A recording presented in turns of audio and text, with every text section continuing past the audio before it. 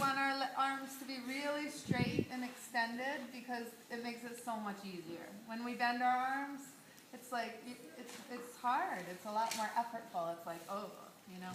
But when you keep them straight, it's like nothing. So, and of course we want it to be like nothing. And then now we have the consciousness too that when we're doing this thing where we either bring the shoulder back on our hand, on our thumb or our fingers, we're in the medial border of the scap. We're getting the shoe points for heart and pericardium. So we're already really addressing fire in that way when we're up in here. And then, so I'll show you our new things that we're going to do today are to bring the arm up. And I like to, when I'm bringing the arm up, I like to really kind of rotate it up and over just to really open the joint. So bringing it up and over. And then, who recognizes the stretch position here? Pericardium. Yes, it's the pericardium stretch position right here.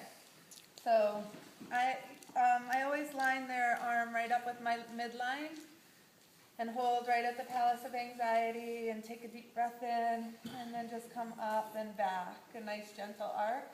I'm leaning back. And it's a really nice stretch. And this is also, you can actually work the meridian on a stretch. And remember, it goes from the chest to the fingers. So, you know, with each lean, I'll just come a little further away from the chest toward the hand and work it with my palm.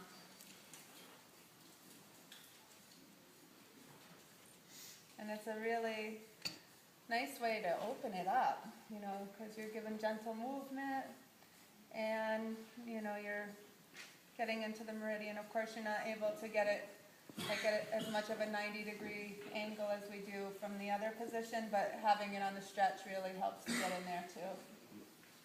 So that's for pericardium. And then we'll just review that nice stretch when we step over the head and just dangle the arm. Remember we did this for wood. And then brace at the hip. And the biggest thing for this is pivoting the body and just kind of sitting back to get a nice stretch here. And this really does, especially like we said, when you hold above the elbow, you're stretching fire too. You're getting fire and wood in the side body.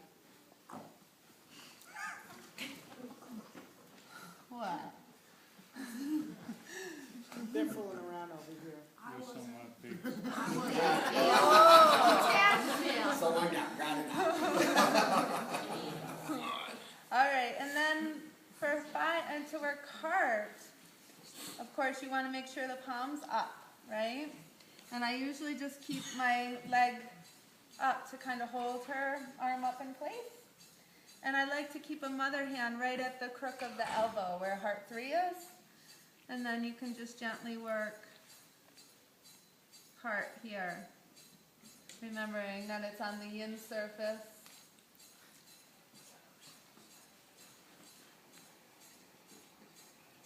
And then going right down, heading to the pisiform bone. And holding at the elbow joint with the mother hand there really keeps the arm kind of stabilized in place and all of that.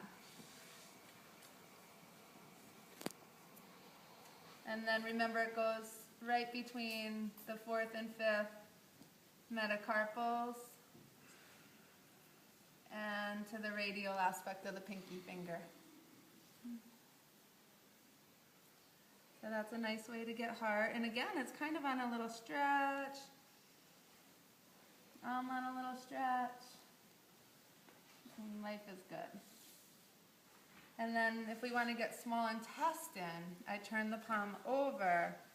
And again, just like in supine, I rest the arm over the ear. Because remember, small intestine ends right in front of the ear? Mm-hmm. And then I just move my hara so that I get a really good angle to the meridian. And it begins right on the medial pinky, like we just had on our chest. And it goes along the edge of the hand edge of the wrist and edge of the ulna.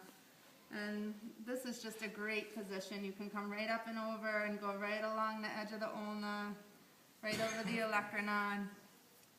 And look how beautifully you can see the border of the light and dark here, right? It's really easy to see on D. So go right along that border of the light and dark, heading right to where the humerus comes together with the body. Yeah, right in there. And that's, you know, small intestine there in the arm. And then we can lay the arm up here. And remember, we kept our foot above the head to do those nice stretches from above, because then we can use our very powerful and mighty thighs to be our strength. And now, since we've learned fire, we can focus, we can say, I remember that triple heater and small intestine run right over the top of the shoulder. So we can, you know, not only focus on gallbladder 21, but we can also focus like on that superior angle of the scapula for triple heater, above that, right, where levator attaches, which happens to be a magnificent shoulder pain point too, and neck tension point. And also the supraspinatus, remember that? What meridian has a point right in the supraspinatus? Small intestine 12, right? So we can get that. And then, of course, we can also even get a little more specific if we know our friend has shoulder pain. We can do some really specific point work right in infraspinatus, which is small intestine 11, right? And you can really just get right in there. You can get 11 and 12 at once. Yeah, it's like, woo! And it does, it kind of goes right into the joint. You know, for people who get really bad shoulder pain right in the joint, it refers right into there and opens it up. And if you're going to choose to do cupping in your work, it's amazing to do cupping on the small intestine area for shoulder pain. Like, you can get rid of frozen shoulder and all kinds of really tough shoulder, chronic pain. So remember, if you want to take a closer look, 9 right where the arm and the body meets, 10 a soon and a half above, 11 in the center of infraspinatus, and 12 up in supraspinatus. So you get them all right there. And then you make nice. So then we have the yang meridians. And in side position, it's very nice. Remember, we did this stretch with the knee and the ischial, right? And this is getting gallbladder, like we said, but it's also starting to open up what's on top here. Triple heater's right on top there.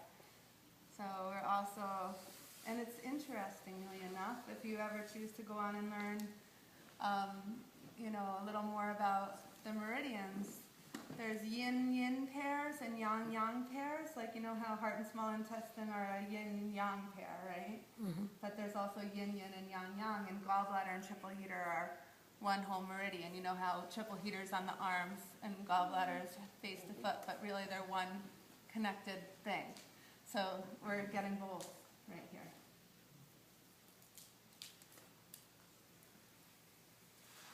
And then to get the meridian itself, you know, we just let the arm rest alongside the body, and we have the ulnar aspect of the ring finger, and you go right along the edge of that, come right up to the top of the wrist, and then palm right down into the interosseous membrane for triple heater. And in this position, it's very nice because it stays pretty much right on top. And then right along the edge of the tricep, you know, going behind the deltoid V toward the acromion for a triple heater in the arm. And then say I want to get, say someone had really deep shoulder pain and I couldn't do that thing over the head for small intestine. I could bring my hara down and work small intestine along the edge of the hand here too. You kind of lose it when it comes up here. It sinks under.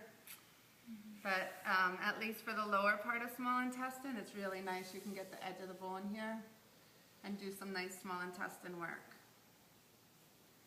But it does kind of curl under as you go up.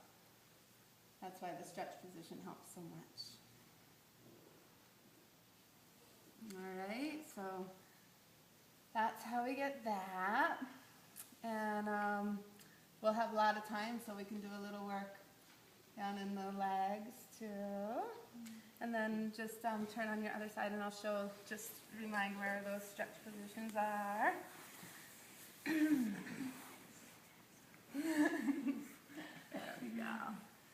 And remember also all of that nice work we did up in here too with gallbladder. Remember with the hand at the occiput and just leaning back and opening up the neck in that way. We can do a little of that. And we can get really, we can remember and remind ourselves that triple heater crosses right up at the top of the SCM and scoots right beneath the ear. So you could kind of go for that area if you wanted to stimulate triple heater. And then we can remind ourselves that small intestine crosses at the angle of the mandible, right? Remember that right at that angle? Goes right out on the zygoma and back to the palace of listening. So, you know, you could always, you know, get in there a little bit too. It was, yesterday I was working with somebody and they have a scar right on their small intestine 18, right on the zygomatic arch. And I was working small intestine in the shoulder. And while I was working that, right where it crosses over in the jaw and the scar area turned bright red and started to really release. And then, you know, I did more specific work up in that area. And by the end of the treatment, whatever had been brought up was out. I mean, it stopped being red, it just kind of, but it was amazing just working that area for a little while, how before I even got up to that area, it started to release.